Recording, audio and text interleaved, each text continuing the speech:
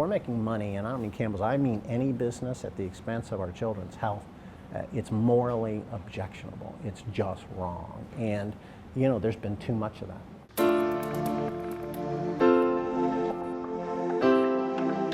What is the state of the food system? I would say that it's highly stressed. The past 50 years of over farming a lot of land has created real problems on a global basis in terms of having enough arable farmland.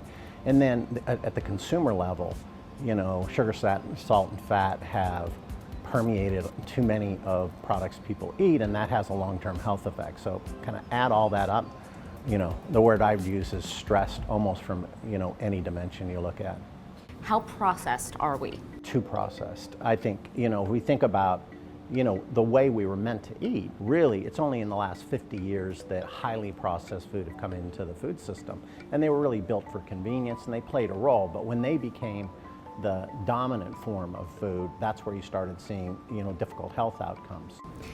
Now, what is processing? I mean, you could look at a salami and you can say very clearly that's processed.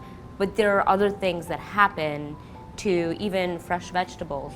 If you eat a strawberry today, it's very likely that it was frozen before it landed on your grocery store shelf. The thing about fresh fruits and vegetables is, think about the consumer has said, well, I want blueberries all year round. Well, you can't grow blueberries in any, you know, in any single locale all year round. You have to ship them many times, you know, very cold. And that's different than walking out into your, you know, backyard if you had a blueberry bush and picking a blueberry. That's always going to taste better. If you talk to most farmers, what they'll say to you is, nobody's come to me and said, you know, breed into this variety more taste. What they hear is breed into this variety more yield. Have we sacrificed nutrition for yield? There has been a reduction in the kind of naturally occurring nutrition that happens as a result of, you know, a lot of monoculture. So monoculture is growing the, you know, big fields of the same thing every year. And in order to get the same level of fertility, and ultimately fertility kind of translates into nutrition, you've got to add more and more things back into the soil because the soil's depleted. What about the large companies, because I've talked to them, who say, it's all right, we'll just put more nitrogen in the ground. It's not a problem. I wish it was that simple. You know, the reality is you're having to put more and more inputs, you know. You also are having to put more and more pesticides because the pests become more resistant. You get super pests. And so the idea that we can simply keep using more and more inputs into the soil to increase nutrition and eliminate pests, I think is ultimately the definition of unsustainable. I've talked to these guys, and all they tell me is, don't worry, chemical inputs that are just as good as the naturally occurring ones, pesticides, we just wash them off. From their standpoint, everything's good. Many times business, broadly stated, you know, has an economic interest in the status quo.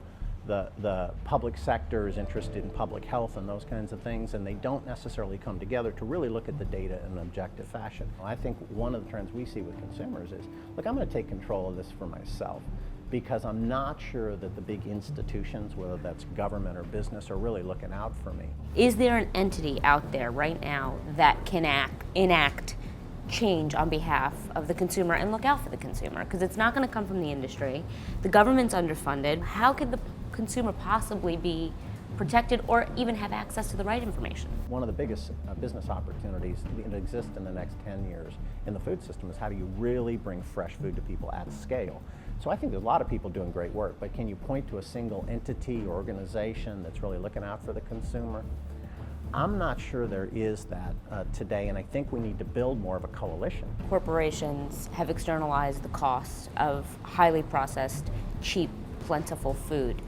Why should they change? They've made billions of profits.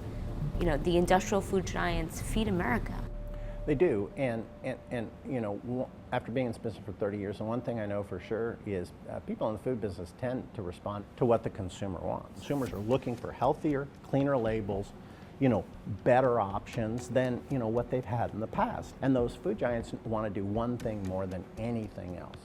They want to grow. That's what they exist to do. And they grow by meeting consumer demand. The other piece is there's a role for regulation and to set a corridor for all businesses so they're operating from the right, kind of common set of expectations, especially around food, which we're putting in our body. It's about life. And so if the government was, going to do anything, they should protect consumers